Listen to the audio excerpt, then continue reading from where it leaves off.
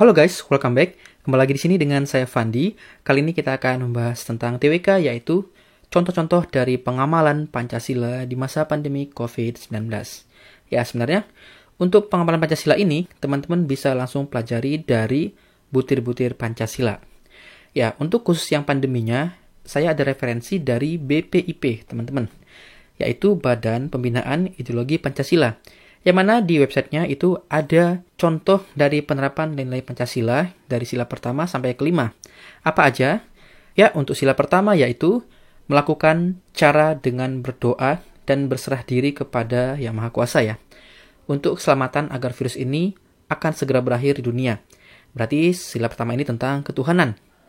Sila kedua yaitu setiap orang wajib memperlakukan satu sama lain dengan memperhatikan etika sehingga muncul rasa memanusiakan manusia. Berarti di sini ada kata kemanusiaan, teman-teman. Sesuai dengan nilai dari sila kedua. Ya, berarti ini ada kata muncul rasa. Berarti ada perasaan. Berarti ini muncul dari hati nurani manusia. Ketika tergeraknya seseorang karena dorongan dari hati nurani, maka itu besar kemungkinan adalah sila kedua, teman-teman. Berikutnya, untuk sila ketiga yaitu pandemi ini dapat dikalahkan dengan cara kita bersatu. Kata kunci di sila ketiga adalah kata bersatu. Sesuai dengan sila ketiga, nilai dasarnya adalah persatuan.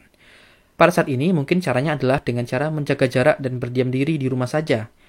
Tapi ini bukan satu satuan kata ya teman-teman. Jadi artinya, apabila kita bersatu untuk menjaga jarak dan berdiam diri, itu adalah cerminan dari sila ketiga. Tapi kalau ini terpisah-pisah, menurut saya itu bisa beda lagi sila-silanya ya. Misalnya dengan menjaga jarak itu bisa kaitannya dengan sila kedua. Oke, nah berikutnya untuk sila keempat, yaitu mendukung kebijakan pemerintah dalam menerapkan PSBB ya, sekarang PPKM, adalah salah satu cara untuk meminimalisir penyebaran COVID. Berarti kita di sini tuh memberikan dukungan ya. Dukungan ini, menurut saya, dukungan ini bisa banyak bentuknya ya. Yang paling jelas untuk ini adalah kita mendukung dengan cara melakukannya, teman-teman. Yaitu di sini dengan cara menerapkannya gitu ya. Jadi, sila keempat ini kaitannya bisa antara pemerintah dengan rakyat. Kalau pemerintah itu membuat aturan yang pro rakyat gitu ya, membuat kebijakan, bermusyawarah untuk pro rakyat. Sementara rakyat juga berkewajiban untuk patuh kepada hasil musyawarah atau kebijakannya gitu. Untuk sila kelima, dibutuhkan sinergi, berarti adanya hubungan timbal balik nih, atau kerjasama ya, kerjasama antara masyarakat dengan masyarakat, bisa juga antara masyarakat dengan pemerintah. Dan ada kata adil gitu, teman-teman. Sesuai dengan sila kelima, nilai dasarnya adalah keadilan. Adil. Nah, kira-kira bagaimana sih bentuk sinergitasnya gitu ya? Kalau kita lihat dari postingan BPIP yang ada di Instagram, di sini untuk sila kelima yaitu membuka mata hati kita terhadap sesama. Sehingga terbentuk rasa untuk saling tolong-menolong. Nah, tadi kan kalau kita balik lagi, di sini ada kerjasama antara masyarakat dengan masyarakat. Ini sama ya, kerjasama antara masyarakat dengan masyarakat, antara sesama. Berarti ini kaitannya dengan gotong royong ya, kan gotong royong itu lebih kepada sila kelima. Tapi sebenarnya di sini ada kata rasa ya, terbentuk rasa untuk saling tolong-menolong. Sebenarnya menurut saya juga ini bersinggungan ya dengan sila kedua, teman-teman. Jadi untuk hal seperti ini menurut saya nanti akan bisa debatable ya. Buat orang melihat ini itu bisa sila kedua atau sila kelima. Kalau kita lihat sila kelimanya ada kata di sini teman-teman. Saling tolong menolongnya gitu ya. Kalau sila kedua ada perasaan ya, perasaan untuk saling membantu, membuka mata hati. Nah, penekanan di sila kelimanya ada di tolong menolongnya, yaitu gotong royong. Tapi jika misalnya kita terbentuk rasa untuk membantu, misalnya ada warga lain atau masyarakat lain yang itu kondisinya sudah cukup parah ya, sehingga kita tergerak untuk membantunya, menurut saya itu lebih kepada sila kedua. Kalau tolong menolong ini kan bisa banyak ya, bisa dalam hal ekonomi, dalam hal kesehatan atau sebagainya, sehingga ini lebih general masuk ke sila kelima. Nah, untuk lebih jelasnya kita coba bahas-bahas soal ya, teman-teman. Nah, soal pertama, Budi adalah peserta tes di salah satu instansi pemerintah yang lokasi tesnya ada di luar kota. Besoknya, Budi segera mendatangi klinik doa ibu untuk disuntik vaksin COVID-19. Budi beranggapan bahwa kesediaan untuk segera divaksin dapat menciptakan kekebalan kelompok sebagai upaya perlindungan tidak langsung terhadap virus COVID-19. Maka dari itu, sedikitnya 182 juta penduduk Indonesia harus sudah divaksin COVID-19. Pola pikir dan tindakan Budi di atas sesuai dengan pengamalan Pancasila, yaitu sila ke 1, 2, 3, 4, atau 5. Baik, langsung aja kita bahas ya. Di soal ini yang ditanyakan adalah tentang pola pikir dan tindakan budi. Nah, jadi kita beranjak dari apa yang tanya dulu teman-teman. Karena pengamalan sila ini itu terkadang soalnya bisa bersinggungan ya antara sila pertama, 2, 3, 4, 5. Jadi kita harus lihat penekanannya ada di mana. Di sini pola pikir, yaitu pola pikir apa sih? Ini ya kaitannya ya, pola pikir tentang budi beranggapan. Berarti budi berpikir gitu ya. Budi berpikir bahwasanya dengan divaksin dapat menciptakan kekebalan kelompok. Sehingga tindakan budi tadi itu bergerak dari pola pikirnya yang menciptakan kekebalan kelompok. Nah, di sini kan ada kata-kata kekebalan kelompok sebanyak 182 juta penduduk. Maka menurut saya ini lebih ke arah ke persatuan sih, sila ketiga. Nah, untuk mengecek kevaliditannya, ada referensi dari BPIP juga, websitenya, tentang kontennya yaitu ikut vaksinasi COVID, Wapres sebut sudah wujudkan Pancasila. Nah, lanjut lagi di sini kata Wakil Presiden Ma'ruf Amin yaitu mengatakan ikut program vaksinasi nasional dan menerapkan protokol kesehatan di tengah pandemi merupakan langkah kemanusiaan yang adil dan beradab. Nah, berarti kita dengan ikut vaksin dan juga ikut prokes itu bisa lari ke sila kedua. Dengan menjalankan dua hal tersebut, Wapres mengaku masyarakat bisa melindungi diri sendiri dan sesama dari penularan COVID. Nah, di sini kan penekanannya adalah kepada melindungi diri sendiri dan orang lain, gitu ya. Kemudian lanjut lagi, selain itu, untuk dapat menciptakan kekebalan kelompok sebagai upaya perlindungan tidak langsung terhadap penyakit menular, maka sedikitnya 182 juta penduduk harus sudah disuntik vaksin. Wapres menegaskan, program vaksin COVID nasional Indonesia harus berhasil. Langkah itu tidak akan mencukupi bila vaksinasi belum mencapai 182 juta penduduk. Nah, ini kan anggapan dari si Budi tadi kan, bahwasanya dia beranggapan kalau 182 juta penduduk tadi belum divaksin, maka itu tidak akan berhasil, teman-teman. Makanya harus semua divaksin agar ciptanya herd immunity atau kekebalan kelompok. Maka ini mengamalkan dari sila ketiga Pancasila, yaitu Persatuan Indonesia. Oke, jadi untuk soal ini menurut saya jawaban yang paling tepat adalah yang C, teman-teman. Sila Persatuan Indonesia. Baik, soal berikutnya. Soal 2. Dengan mematuhi protokol kesehatan sesuai dengan anjuran pemerintah, seperti memakai masker dan menjaga jarak, maka setiap individu sudah berusaha menjaga dan melindungi orang lain. Hal itu selaras dengan pengamalan Pancasila, khususnya sila 1, 2, 3, 4, atau 5. Baik, langsung aja kita bahas, teman-teman. Tadi sebenarnya ini sudah disinggung ya di soal sebelumnya, yang mana kita mematuhi prokes, itu tujuannya adalah untuk melindungi diri sendiri ya, menjaga diri sendiri, dan juga melindungi orang lain. Berarti kita peduli dengan orang lain, ada perasaan peduli dengan orang lain ya. Nah, maka ini penekanannya kepada sila kedua tentang kemanusiaan. Maka jawabannya adalah B ya, sila kedua, teman-teman. Baik, soal berikutnya. Ya, soal 3. Pemerintah memperpanjang pemberlakuan pembatasan kegiatan masyarakat atau PPKM level 4 di Jawa Bali hingga 23 Agustus 2021. Karena PPKM, Budi sehari-hari berkegiatan hanya dari rumah dan memanfaatkan teknologi untuk setiap kegiatannya. Selain itu, dia juga bekerja dari rumah untuk mengikuti aturan PPKM dari pemerintah. Hal yang dilakukan Budi merupakan pengamalan sila, yaitu sila ke 1, 2, 3, 4, atau 5. Baik, langsung aja kita bahas. Nah, kalau kita lihat di sini, kata kuncinya adalah Budi itu berkegiatan hanya dari rumah karena mengikuti aturan. Nah, mungkin jika sebagian dari kita yang sudah mempelajari tentang pengamalan sila, pasti akan memikirkan tentang ikut aturan ya. Maka ini kaitannya dengan antara orang dengan aturan, yaitu di sila kelima. Tapi kita coba analisa dulu teman-teman dari postingan BPIP. Di sini menurut saya ada kaitannya dengan sila ketiga sampai kelima. Sila ketiga yaitu pandemi ini dapat dikalahkan dengan cara kita bersatu ya. Pasti mungkin dari antara teman-teman ada yang berpikir ini sila ketiga.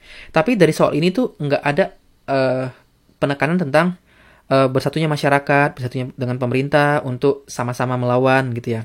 Di sini kan hanya satu orang aja individu si Budi ya. Jadi sebenarnya sila ketiganya kurang kelihatan di soal ini. Lanjut ke sila keempat, yaitu mendukung kebijakan pemerintah dalam menerapkan PSBB atau PPKM. Ini sudah jelas ya, Budi mendukungnya dengan cara berkegiatan hanya dari rumah, kerja dari rumah juga gitu. Kalau sila kelima, yaitu adanya sinergi antara masyarakat dengan masyarakat atau masyarakat dengan pemerintah dan bersikap adil ya. Di sini ada sinergi ya antara masyarakat dengan pemerintah, yaitu masyarakat ikut aturan pemerintah. Tapi sebenarnya sinerginya itu belum berkaitan langsung dengan kata adil, teman-teman. Nah, kembali lagi kita analisa soalnya. Di sini kan ada kata tentang memperpanjang pemberlakuan PPKM ya. Berarti kan ini merupakan sebuah aturan atau kebijakan yang dasar dari musyawarah ya. Karena memang kondisinya masih belum stabil, maka diperpanjang kembali PPKM-nya. Kalau kita berpikir dengan analogi seperti aturan lalu lintas, nah itu kan sifatnya udah fix ya. Mau sampai tahun kapanpun atau pada kondisi gimana pun tetap aturan itu berlaku ya. Karena memang PPKM ini ada karena kondisinya seperti ini. Dan juga ini merupakan hasil dari pemikiran pemerintah dengan mempertimbangkan keselamatan bangsa dan negara, maka dibuatlah PPKM ya. Sebenarnya pemerintah ketika membuat aturan PPKM ini itu sudah menjalankan sila keempat. Gitu teman-teman. Tapi apakah dengan masyarakatnya menjalankan aturan tadi itu juga masuk sila keempat? Nah, untuk bisa menjawabnya, di sini saya ada referensi lain, yaitu tentang ini ya, dari websitenya DJKN, yaitu Pancasila dan Disiplin Menjaga Prokes. Untuk linknya, teman-teman bisa lihat aja pada deskripsi video ini akan saya cantumkan. Nah, di sini teman-teman, untuk penerapan sila keempatnya yaitu pengambilan kebijakan dalam menangani COVID ini juga harus berdasar pada musyawarah mufakat, ya ini sila keempat ya.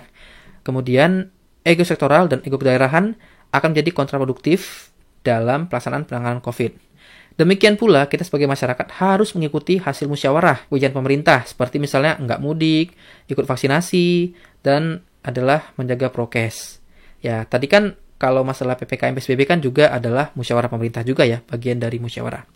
Kalau sila kelimanya itu, di sini penekanannya kepada baik pemerintah dari seluruh jajaran, yaitu pusat dan daerah, harus adil. Nah, di sini penekanan pada keadilannya teman-teman ya, untuk semua masyarakat. Baik dalam hal penegakan hukum pada pelanggaran prokes, maupun penyaluran bantuan yang menyentuh semua orang yang membutuhkan subsidi pemerintah.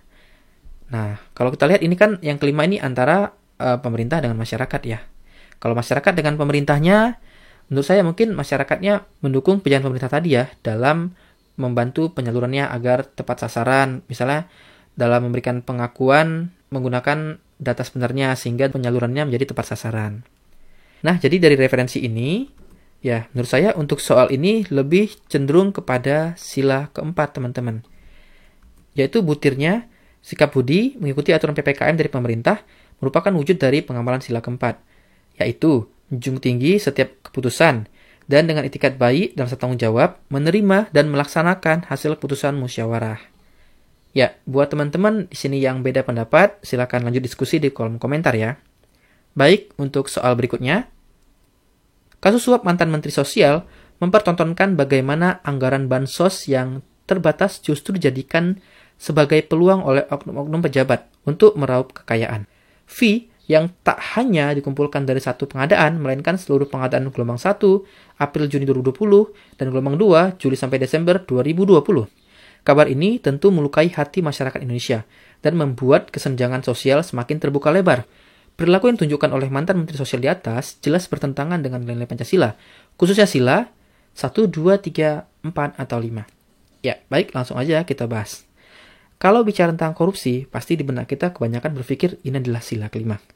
Ya, nggak salah. Tapi itu masih terlalu sempit ya kalau kita memikir korupsi hanya sila kelima.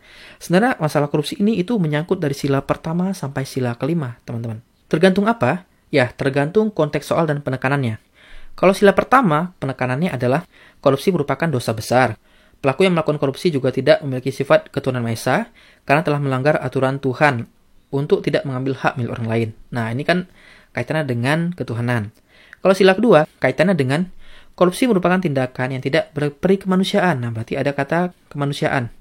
Dengan mengambil hak-hak orang lain secara sengaja untuk kepentingan pribadi. Korupsi menyengsarakan orang lain, terutama masyarakat miskin yang semakin miskin. Berarti ini kan nggak punya peri kemanusiaan ya. Yang miskin dia semakin miskin. Kemudian adabnya juga. Ada pejabat negara yang seharusnya baik dan merupakan contoh masyarakat juga menjadi hilang. Nah, itu tadi sila kedua. Untuk sila ketiga, korupsi merupakan tindakan yang dapat menghilangkan kepercayaan masyarakat. Sehingga hal tersebut akan memicu disintegrasi ya. Ketika masyarakat sudah nggak percaya pemerintah, pasti mungkin akan muncul gejolak-gejolak sehingga memicunya disintegrasi ya. Ini kaitan dengan sila ketiga, perpecahan berarti. Nah, untuk sila keempat, korupsi yang dilakukan oleh seorang pejabat jelas telah mengkhianati amanat. Nah, berarti sini mengkhianati amanat ya. Kan dia ini udah diamanahkan oleh masyarakat, oleh rakyat, tapi dia itu mengkhianati dengan cara mencuri harta kekayaan negara untuk keperluan pribadi dengan memanfaatkan jabatan yang dimilikinya. Nah, kalau sila kelima, korupsi itu menggerogoti kekayaan negara yang mengakibatkan semakin jauhnya cita-cita bangsa Indonesia untuk merasakan kemajuan yang merata dan berkeadilan sosial. Korupsi memiskinkan negara dan juga rakyatnya. Berarti secara global ya, merugikan negara dan rakyat. Gitu. Kalau sila kedua tadi kepada masyarakat miskinnya, penekanannya ya kepada tindakan yang tidak berperi kemanusiaannya gitu. Nah, kembali lagi ke soal. Nah, di sini kan tentang kasus suap ya, juga ini masuk dalam korupsi, yang mana melukai hati masyarakat Indonesia secara umum dan juga membuat kesenjangan sosial semakin terbuka lebar. Nah, ini berarti kaitannya dengan betul ya, sila kelima ya teman-teman ya. Semakin jauhnya cerita bangsa Indonesia untuk merasakan kemajuan yang merata dan berkeadilan sosial. Maka untuk soal ini, kasus korupsinya berkaitan dengan sila kelima ya. Jawabannya E, teman-teman. Baik, kita lanjut lagi untuk soal berikutnya. Nah, sebelum lanjut, di sini saya mau rekomendasi sedikit tentang website tryout prediksi terbaik untuk menghadapi tes CAT CPNS. Ada Ayo CPNS, Bisa CPNS, Sahabat CPNS, dan juga Siap Jadi ASN. Ini urutannya bukan dari yang terbaik ya, tapi urutannya dari abjad aja, teman-teman. Teman-teman bisa coba dulu, ada tryout gratisannya ya. Nanti mana yang suka bisa lanjut berbayar.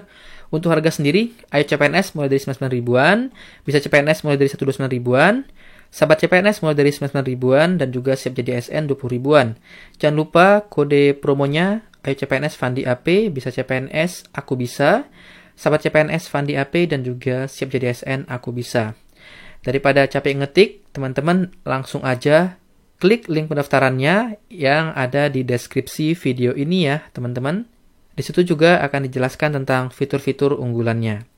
Oke, kita lanjut lagi untuk soal berikutnya. Soal 5. Melihat kondisi banyaknya pasien COVID yang membutuhkan bantuan kesehatan, seorang dokter di Yogyakarta membuka jasa konsultasi kesehatan gratis untuk pasien isolasi mandiri. Ia adalah Dr. Rio Pungki Irawan, seorang dokter di RSUP Dr. Sarjito. Beliau merasa prihatin dan ingin membantu warga yang kesulitan di tengah masa isolasi mandiri.